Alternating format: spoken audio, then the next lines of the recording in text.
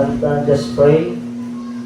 There are times isuon sahay kanang wala ka balo sa buhaton dito, kanang gabi ang buhang kabugatod, problema, no, usahay.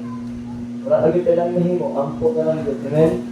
Salamat na ay pag-ampo. And always pag ina-remind na wala kay problema, ampo na daan. Ayun, nababot na magka-problema pa ta sa katamuduos sa Ginoo.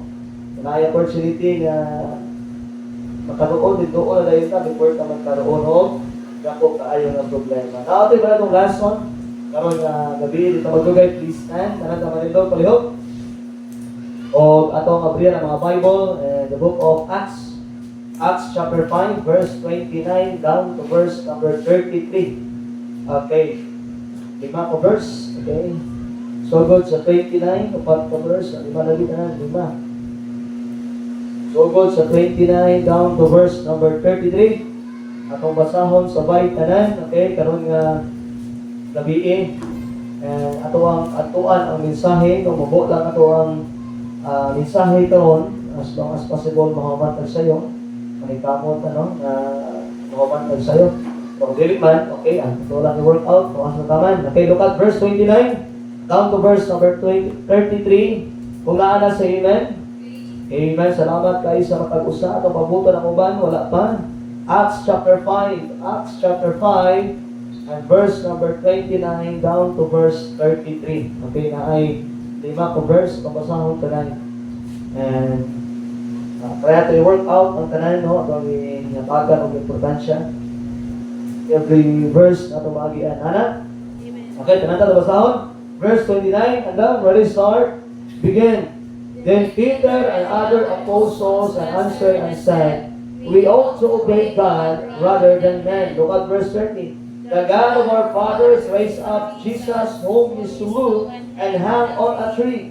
Him hath God exalted with his right hand to be prince of a Savior, for to give repentance to Israel and forgiveness of sins.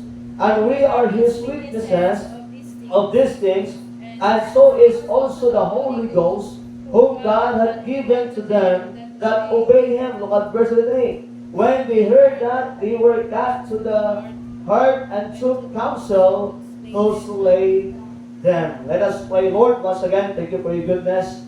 Salamat kay Lord sa imong pulong nga among nadunggan.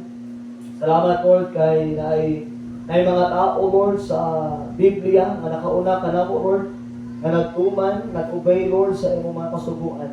Lord, as a Christians, as a believer, as a saved person, Lord, we ask tonight that you help us, Lord, to understand kung sa imong angay ipaabot ka na mo. Salamat kay Lord, kanay Biblia. Salamat, Lord, kanay opportunity nga makadungog na po sa imong pulong karon nga gabi. O nga akong pag-ampo, Lord, tabangan, kuni mo masay preach. Help me, Lord, to have wisdom, Lord.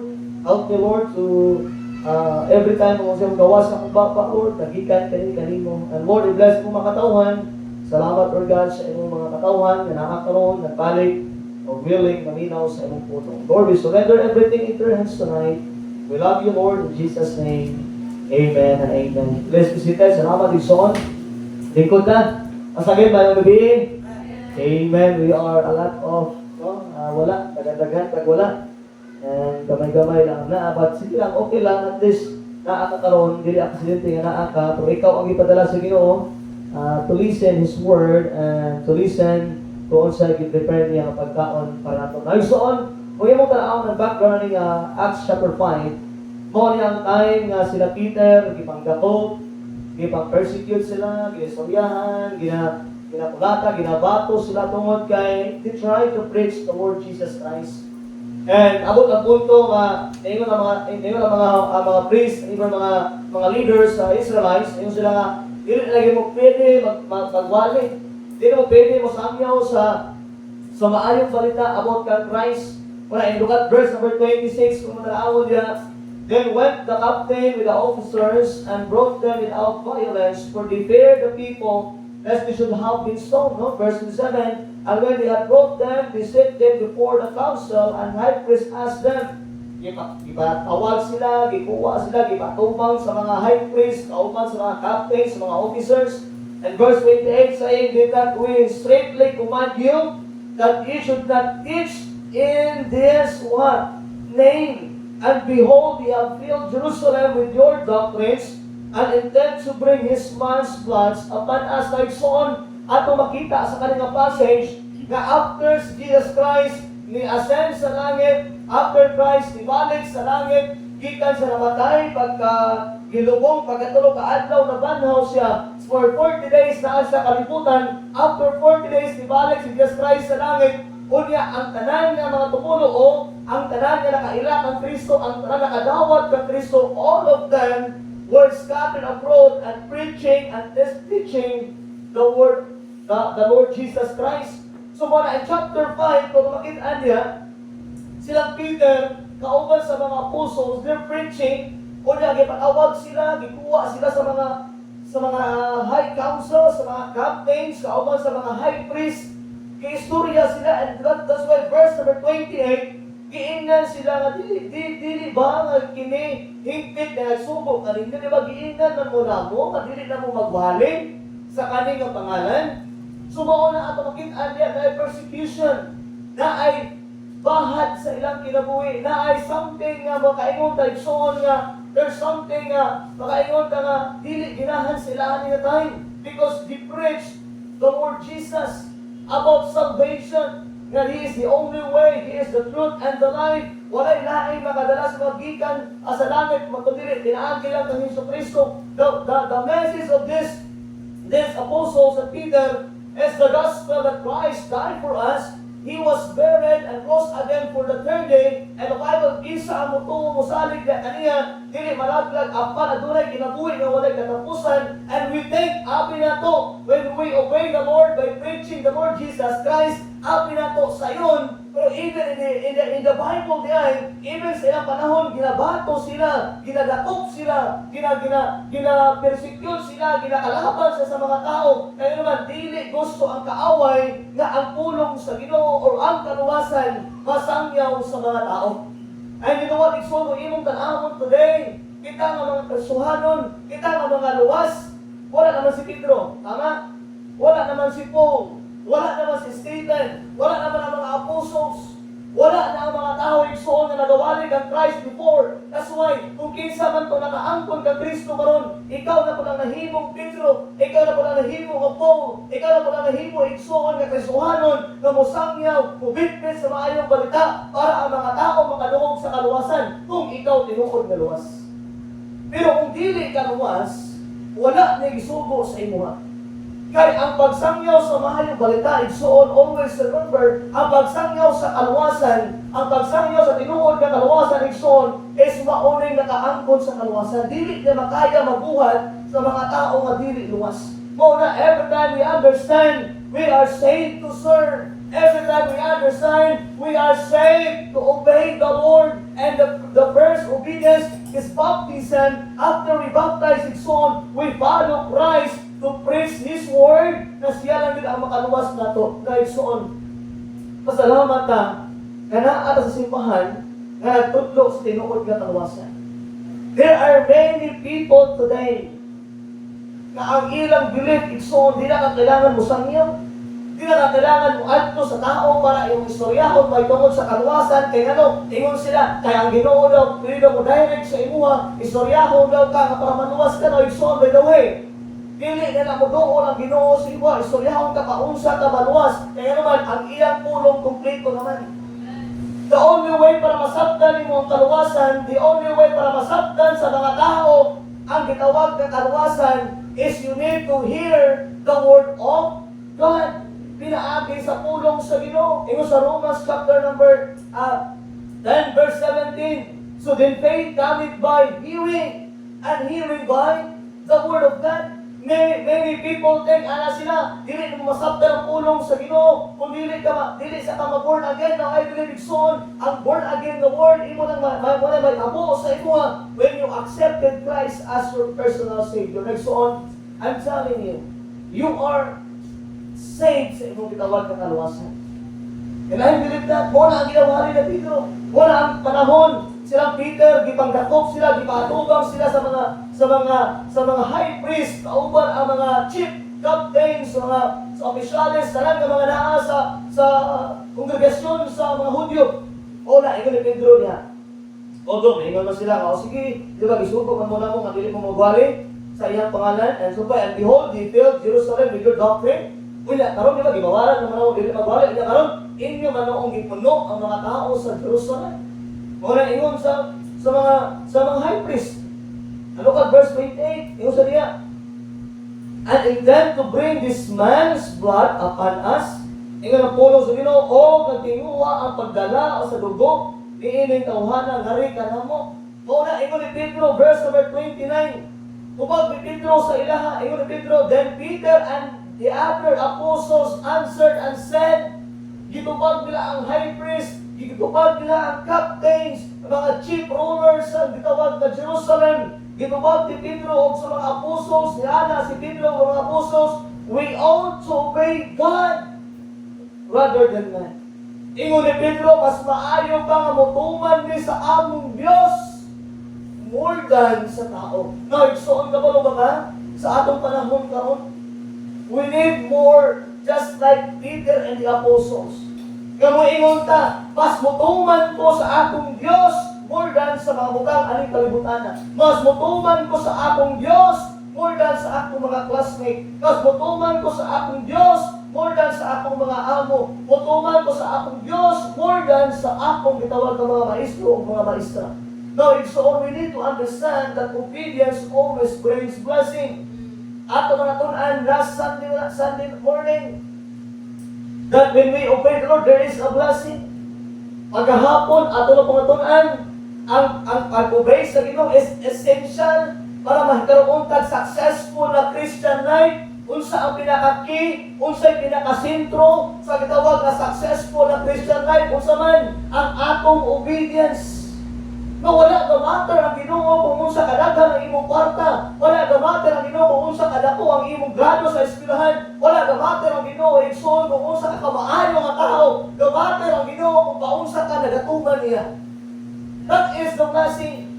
Kung atong tanawon throughout dire mabalik ang mga mensahe last Sunday, kung nindot kayo itong mga mensahe, ang una, when we obey the Lord, there is a blessing, the blessing of obedience. Pagkagabi, atong pagwali, the essential, obedience is an essential thing or essential na butang para magkaroon ka successful na Christian life. Look at this. So there are many Christians today.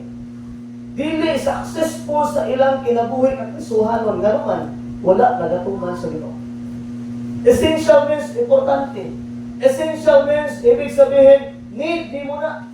Need nato na ang word na obedience. Pasalamat tayo soon na ang pagtuman, ang paghimog maayo, ang pagsunod sa sugo sa Dios, dili mao ang karuwasan, pero mauna ang modala o panalangin nato. Amen? Alam ko sila last Sunday, faith brings blessing. Faith brings salvation.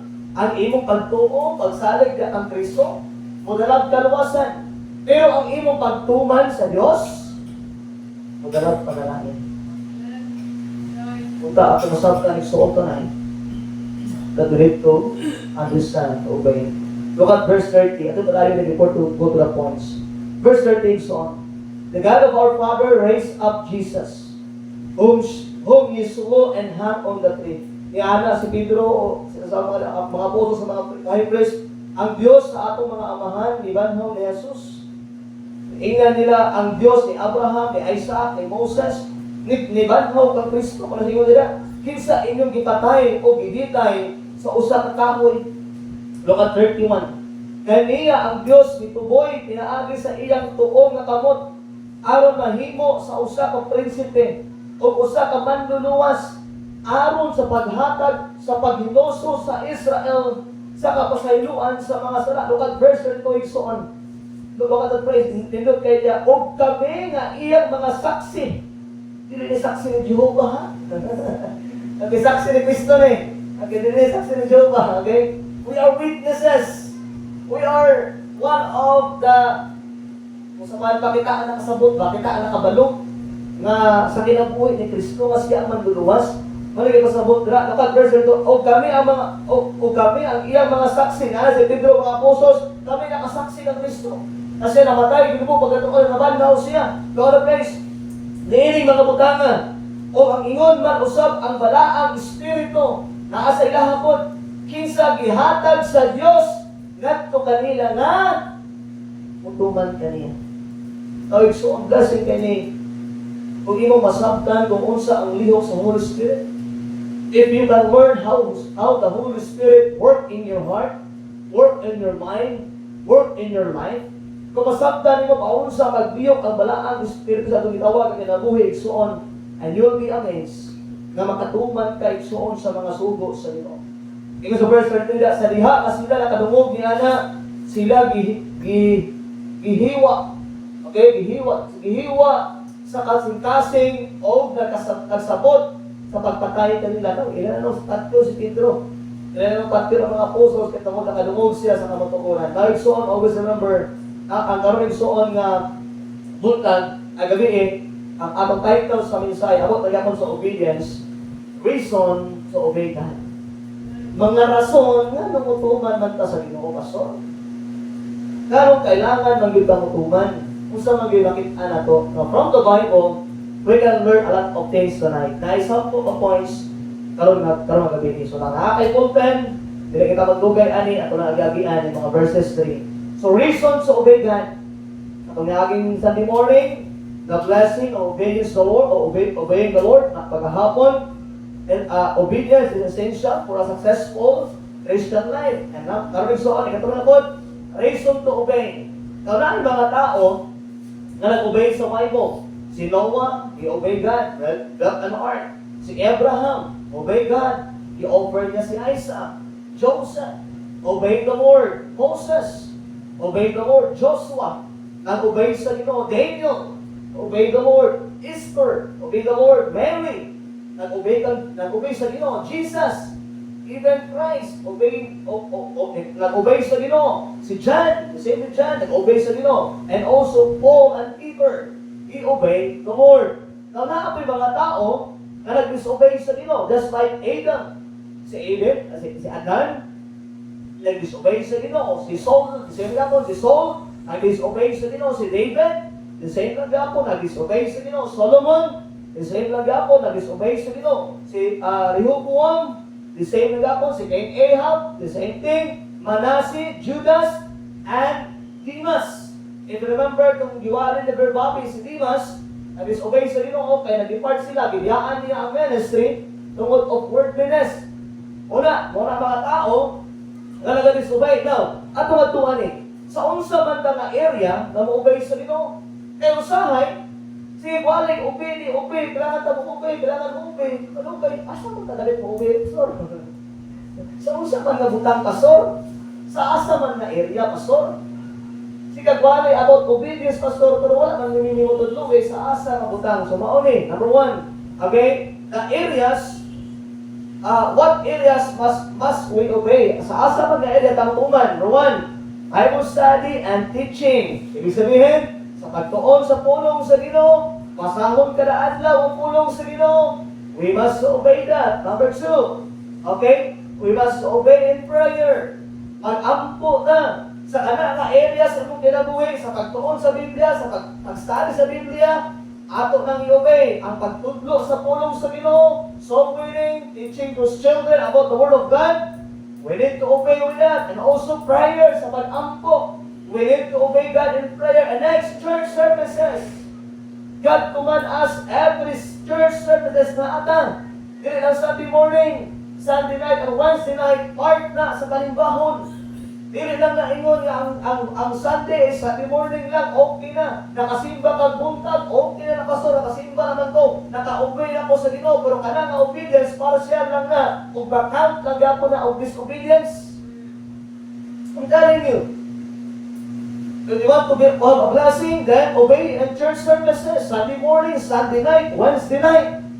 I-perfect na kada semana throughout abot kag 6 months. Makita mo ang blessing sa Ginoo. Kita kaya maganda kasi nga Sunday morning simba ta, Sunday night simba ta, Wednesday simba ta, pagka Lunes wala lagi blessing. Ingon ni pastor na Matabot ako. Grabe mo ka. Dali ka na mo. So guys, so ako sa that time, the blessing na ato makuha gikan sa atong obedience, dili man dayon sundukan ka. O naagi blessing, usahay dili na material, usahay sa mental, sa alam, understanding, safety, tinaadlaw, bakit ano mong blessing diya? So, tumala lang, no? Not forsaking the assembling of ourselves together as the manner of some is, but exhorting one another. So, tumala lang in church, sa pagsimba. Next, sa asa nga area. Okay? Soul winning. Ang soul winning, dili naman ganyan ang soul winning, kanang every alas 3 sa hapon, ang mga teenager maglakaw, every gabi sa Sabado, soul winning. Dili lang kana kaya ang soul winning. Dili ka mohimok soul winning kada adlaw. And you can do that. Naatay mga trucks daghan diya, dalaog trucks, atag kaog trucks sa imong classmates, sa imong trabahuan, part na sa soul winning. Mo invite ka tao to church, part na sa soul winning. Everything you do for the Lord, na ma-reach out ang tao, o Bible study ka, part na sa tawag na soul winning. And every area ang atong gihimo na maka-reach out tao, that is, kailangan tadya mo appeal, or kailangan tadya mo obey. Next, asa pa nga area? Okay, to avoid sin. Obey God, na mulikay og sala. Ang sala, igsoon, makaguba na sa kinabuhi. I'm telling you, if you're doing something wrong in your life will be destroyed. Walay krisuhanon nga nagakalipay sa sala. Ang sala, igsoon, maunay mo destroy, maunay mo guba. May kaabasor, nag-enjoy mo sala. Yes, you can enjoy today, pero 10 years from now, 15 years from now, you'll be regret. Nagtuong kang ang sala. Malipay lang ka na, ang pagkaroon lang. Yes, malipay ka anak karon pero suyahan ta kayo so on later in life you will be regret na ay tawag kapag maahay diya. The last, asa mo obey and giving. So, challenge everybody, obey and giving. Especially so on with our tithes. Kung kayo so on nga nang bless sa Ginoo financially, because wala ka nag-ulit sa Ginoo sa ikapulo. Our tithes must be given on the Lord. Dili man ato the tithes is not for us, that is for the Lord. Kung isipon mo igsuon ka na magong kwarta nga naabot sa imo ha, kung isipon yun mo sa Ginoo maganda. Ipahiraman na sa imo ba? Kung sa panpagi, kinagaan na kang chance sa Ginoo nga makatilaw ka na nga kwarta, kung ang gusto lang sa Ginoo, yun lang itong 10%, e mo ito iyaha. O sa hindi ka ito maulit, kasi pag piso lang ka, sa gist lang ka, kasi gist, hindi mo makuhaan o 10%. O sa mo ka itong mindset, ngayon ta nga, ay gist na naman ito sa piso, agamay naman ako na rin tinubon next week. Pag ako sa next week, kali ko, kada ikaw, naari ginapat ulit na nice. Sinakatryan na. Kulang ka. Ay ba, hindi naman ados naman ako lang ng tingumbon sa next week.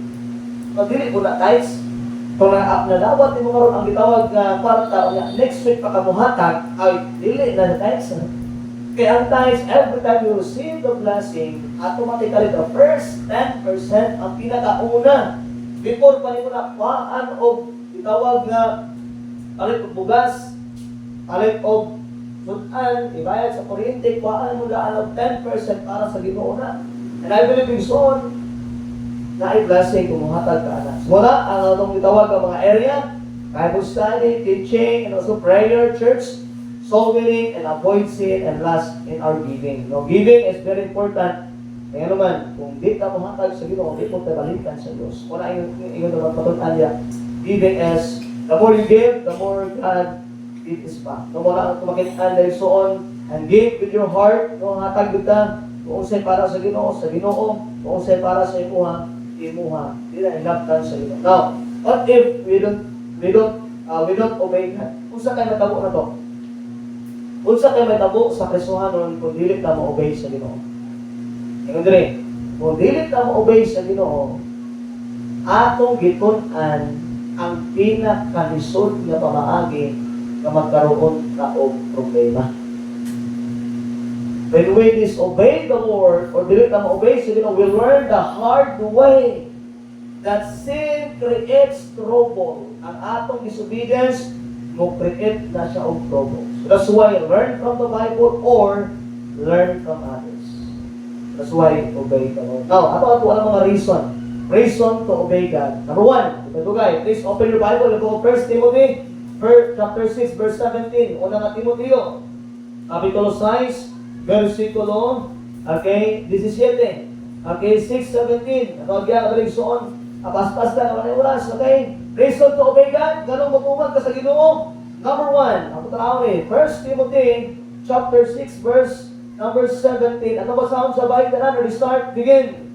Charge them that are rich in this world, that they be not high-minded, nor trust in uncertain riches, but in the living God, who given us richly all things to enjoy. Na ito sa Bible, verse 17, suguwa sila ng mga adunahan ni ini nga kalibutan, nga sila dili magmapahitason, di mo salig sa walay siguro nga mga bahandi, apan diha sa buhi nga Dios, Marta, the living God, kinsa nagahatag kanato nga madagayaon sa tanang mga butang aron mapustanay. So on number 1 point, makita nila, we need to obey the Lord because God is created us and also He supplied our needs. Ako gala in the Bible, but in the living God who given us man richly, madagayaon, all things to enjoy. Nga ang tanang butang na igsoon na magagalipay ka, una mga panginahanglan, ihatag sa Ginoo, everything nga ato manawatan nga panalangin, everything nga ato makuha, gikan sa tawag ang kinabuhi, blessing after blessing nga mapod sa mga kinabuhi, igsoon, anak di ay tanan, nagika na sa Ginoo, gisupply na sa Ginoo. So that's why kay ang Ginoo may nag-supply ana, when we realize na ang Ginoo nag-supply ana, and that's the time na kita mutuman niya. And the more you obey the Lord, the more He supply. Nakita na to, the more na nagatuman ka sa Ginoo, the more na ang Ginoo nag-supply. The more na nag-aampo ka, the more ang Ginoo nagatubag sa imong pag-ampo. The more ka nakakasimbahan, the more nabahan ka sa Ginoo sa imong gitawag ng mga problema. Makaduol ka sa pulong sa Ginoo, the more na nagaligay ka sa sana, the more na ang imong kinabuhi mahimong balaan, the more igsoon na nagahatag ka, the more na ang Ginoo nagadugang. Natuwa na to. At is God. Oo na, kailangan tumutuman. We need to obey God because He is the only one who created us and supplied our needs. Kung alam ko siya ganina, ngayon ka, Pastor, dili man ang among silingan na naghatag sa mga ang bugas. Yes, ana imong silingan, kung mauna imong maputon, di yun ang muhatag. Pero pasalamat na kay naay Ginoo, nag-ampo ka, naay Ginoo, nagtandog sa iyang kasing-kasing, nakabalo siya na wala na kay bugas, and then ginagaan kag bugas sa imong silingan. God will supply. God will supply. And many times in the Bible, natatuhan because of time. Daghan kayo mga butang nga mga tao from the Old Testament, even the New Testament, nga ang ilang mga pangkanglan na supply tungod kay na-realize nila igsoon sila gitawag na obedience na supply ang ilang mga pangkanglan. If you know Elijah, no, sa iyang obedience, wala akong wali this coming Sunday morning, I will talk about Elijah for his obedience. Bakit nato i-supply ang mga pangangailangan? Number 2, because of time, please open your Bible in the book of Romans. Romans chapter 2, verse 4. Number 1, reason to obey God. Number 1, because God created us and supplied our needs. So, siya ang naghimo sa tuwa, o siya ang nag-supply sa atong pangangailangan. O na, utuman ta. And the more we obey, the more God supply. Romans chapter 2, verse 4. Romans chapter 2 and verse number 4. Ay so ang tayo mga pulong sa Ginoo at makitaan tonight, and it will help us and give us something in our lives. Look at that. Romans 2:4. Ano ba sa Bible? Restart, begin. Or despises thou the riches of His goodness and forbearance and long suffering, not knowing that the goodness of God leadeth thee to repentance. So not knowing that the goodness of God. Number 1, so because God created us and supplied our needs. Number 2, we need to obey God. The reason why we obey God because God loves us and wants to give us good things. Mga mahal yung abutan. Kung sa Ginoo tagaan tay mga nindot nga butang, mga maayo nga butang. Kung yung Bible verse 4 diya, not knowing that the goodness of God leadeth thee to repentance. Yung Bible nagsuon nga wala nahibalo nga ang pagkamaayo sa Dios nagahatod kanimo ngadto sa paghinuso. John 14:15. Dali na ako diyan for number 3 points. Pasta because of time. John 14:15. Sampo ka man number 3 pa ta. Okay, atong patasali. John 14:15. Okay, ato na nagian last Sunday. At ato nang i-review kadali. Number 1, because God created us and supply our needs. Number 2, because God loves us and wants to give us good things. Ayaw nga butang. And number 3, so on. John 14, verse 50. Ano ba sa where we start? Begin. If ye love me, keep my commandments. Now, so reason why to obey God, na nagatuman ka sa Ginoo or nag-obey ka sa Ginoo, because to prove our love to Him. Ang atong paghigugma sa Ginoo, atong ginapakita, pinaagi, soon sa pagtuman sa iyang mga kasubuan. Ngayon, Bible, if ye love me, keep my commandments. Kung tinuod kang nahigugma sa akuha, ana ang Ginoo, kung tinuod kang nahigugma sa akuha, tumana or ikip ang akong mga sugo. Now, it's so always remember, as a believers and as a Christian, we can prove our love to God by obeying Him. O na, there are Christians na dili masabtan ang pagtuman, dili masabtan igsoon ang pagsunod sa mga sugo sa Dios. Kay number 1, wala sila igsoon na higugma sa Ginoo. They were saved, but they love themselves. They were saved, but they love the world. They were saved, but they love igsoon. Higugma nila ang mga butang sa kalibutan. Luwas sila igsoon, pero ang ilang mga desire, ang ilang paghigugma, naa sa ilang treasure. But always remember, igsoon, set your affliction on things above and not on things on this earth. You know man, kaya ang mga butang, ang kalibutan na madunod ni, ang butang na naa sa langit, it is eternal and forever. Dili yun na mawala. Muna, we need to obey God to show that we love Him, to show that naatay na kung mahigugma niya. Ano mahigugma man sa iya? Because He first loved us. Kung imo na yung masabtan, igsuon, ipakamatyan ka sa Ginoo, giula sa Ginoo ang iyang dugo, ingon sa kanta, what can wash away my sin? Nothing but the blood of Christ. Kung isipon na lang yun mo igsuon, how about kung wala nagsakripisyo si Jesus Christ? How about kung wala giula ni Kristo ang iyang dugo sa cross sa Kalbaryo? Do you think makaangkon kag kaluwasan? Do you think so na ata eternal life? Do you think makabaton kag kinabuhi nga walay katapusan? Pasalamat na igsoon for that kind. One person who died on the cross, He was buried for 3 days. May banhaw kita sa mga patay. And the Bible says soon, naluwas ta at magigugma ta niya. And the reason why we obey God, kita man, tungod kay atong na-experience ang gugma sa Ginoo, but our loving for the Lord is what? Obeying Him in all things. And every areas mo ginagawa.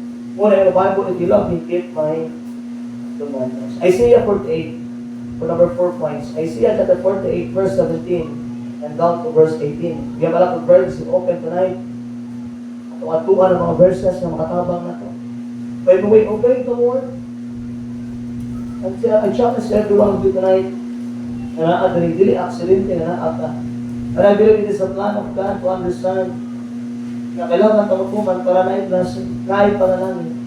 Look at chapter 48, verse number 17 down to verse number 18. Ngayon, Bible, di ba kung basahon, sundin na sa iyong mga mata. The Bible says, thus saith the Lord, thy Redeemer, the Holy One of Israel. I am the Lord thy God, which teacheth thee to prophet, which leadeth thee by the way that thou shouldest go. Verse 18, chapter 48. In the book of Isaiah, verse 18, oh, that thou hast hearkened to my commandments, then have thy peace been as a river, and their righteousness as the waves of the sea.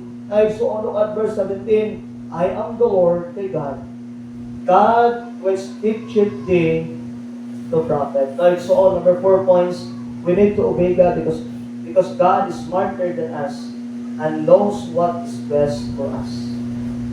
We obey the Lord kaya naman, tungod kay ang Ginoo mas bright sa atoa, mas maayo kayo sa atoa, o ingon ang Bible, so on, the Bible says, and know what is best for us, o kabalo siya kung unsay nakamaayo to, which leadeth thee by the way that thou shouldest go. Ingon sa verse 17, so ako ang Ginoo, ang imong Dios, Nagatudlo kanimo sa paglambo. Gusto ka mo lambo?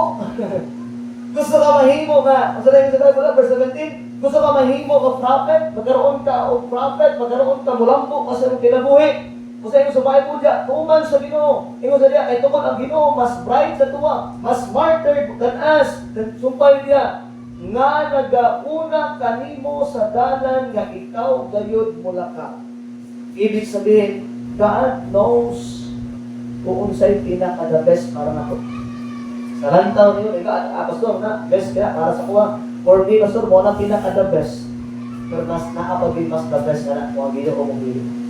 That's why we need to obey God, because God is smarter than us and knows what is best for us. Number 5. Let's open your Bible in the book of Deuteronomy chapter 11. Old Testament na po. Deuteronomy. Exodus, Leviticus, Numbers, Deuteronomy. Chapter 11, verse number 26 down to verse 27. Chapter 11, 26 down to verse number 11. Naana? Okay, ako basahon, 26 down to 27, chapter 11, 26 down to verse number 27. Nandun kayo niya, ako basahon, sabay tanan, we start, begin. Behold, I set before you this day a blessing and a curse. So nakikiputang ang Ginoo, panalangin, o tunglo. Look at verse number 27. A blessing if you obey the commandments of the Lord your God, which I command you this day.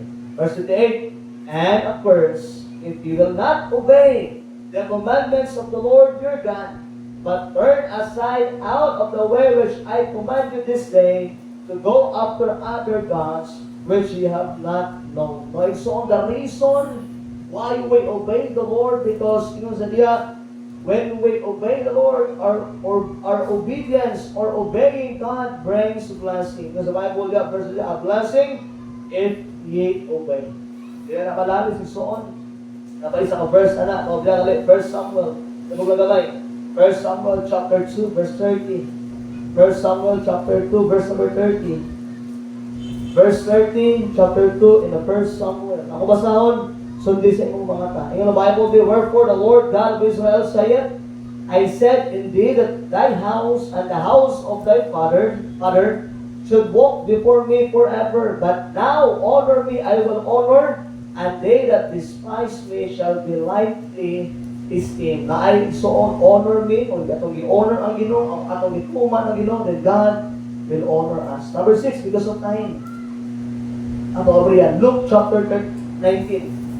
Lucas 19. Mas kaubiyan na nan. Ano mga katatanan, para wala mabilin. Okay, Lucas chapter 19. Luke 19, verse number, okay, about 38 down to verse 44. 38 down to verse 44. Masala ko ni, okay, ako lang gagalion. Look at verse 38. The Bible says, saying, blessed be the King that cometh in the name of the Lord, peace in heaven and glory in the highest. Look at verse 39. And some of the Pharisees from among the multitude said unto him, Master, rebuke thy disciples. Look at verse 40. And he said unto them, I tell you that if this should hold their peace, the stones would immediately cry out. Look at verse 41. And when he was come near, he beheld the city and wept over it. Verse 42 so on.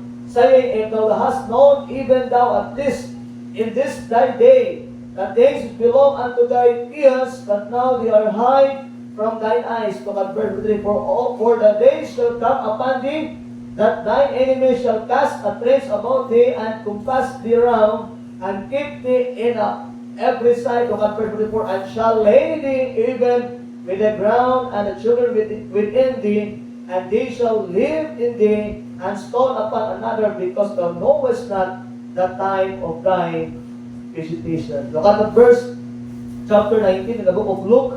Luke 19, verse number 38, no? So go sa 38, hangtod sa 44, it talk about Isoon, verse 38, na ay tawag nga makita na Isoon, the name of the Lord, peace in heaven and glory in the highest, verse 39, and some of the Pharisees from among the multitude said unto him, Master, rebuke thy disciples. And so always remember, we need to obey the Lord because disobeying God brings trouble, problems, pain, and stress.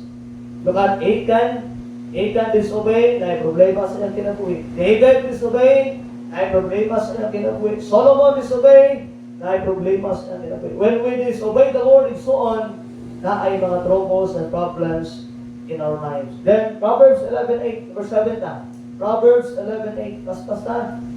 Ako na yung nadalian. Then mag-end ka sa duwa ng puntos. Number 7, Proverbs 11 and verse number 8. Because of time, ato na lang agi-agian na dali. Okay, verse number 11, chapter 11, verse 8. Akong basahon, sundi sa imong mga mata. The Bible says, ang matarong, kabalingkawas, gikan sa kasamo, o ang dautan, nagaabot, uli sa iyang dapit. Number 7, exalt the reason why we obey God, because God will deliver us from trouble. No, atong masabtan diri ng Bible, ang mga matarong daw, ingon sa verse 8, the righteous is delivered out of trouble, and the wicked cometh in his stead. Di Bible na, ang matarong, gibalingkawas, gikan sa kasamo, o ang dautan, nagaabot, huli sa iyang dapit. When we obey the Lord, in the Bible is so on, the reason why we obey, because we are delivered us from trouble. Palayo, kawason ta, gikan sa atong gitawag ng mga problema. Okay, number 8. Okay, number 8. Yato to one verse because of time to encourage others. Okay.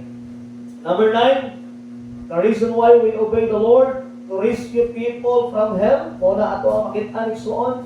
When we obey the Lord, to rescue people from hell, rescue the perishing, care for the dying. Ang verse, 1 Thessalonians chapter 2, verse 19. And to encourage others, 2 Corinthians 9:2. Dinatutuan because of time. Atuan-tuan ang pinakalas. Matthew chapter 25, verse 21 down to verse number 23. Muna ang last point. And then maghuman ka dali. Okay, look at number 10 points. Matthew, last verse, we can open tonight. Matthew chapter 25, verse 21 down to verse 23. And I will end this verse tonight. And after this, we can go to our conclusion tonight. Look at 25. 25, 21 to 23. Naala sa amen? At basahon sabay tanan, okay? Handa ba ta? Okay? Restart, begin. His Lord said unto him, well done, thou good and faithful servant. Thou hast kept faithful over a few things. I will make thee ruler over many things. Enter thou into the joy of thy Lord. He also that he received 2 talents came and said, Lord, thou deliverest unto me 2 talents. Behold, I have gained 2 other talents beside them. His Lord said unto him, well done, good and faithful servant. Thou hast been faithful over few things. I will make thee ruler over many things. Enter thou into the joy of the Lord. Now so on. The reason why to obey God, for the last point. So Jesus will say to us, well done, thou good and faithful servant.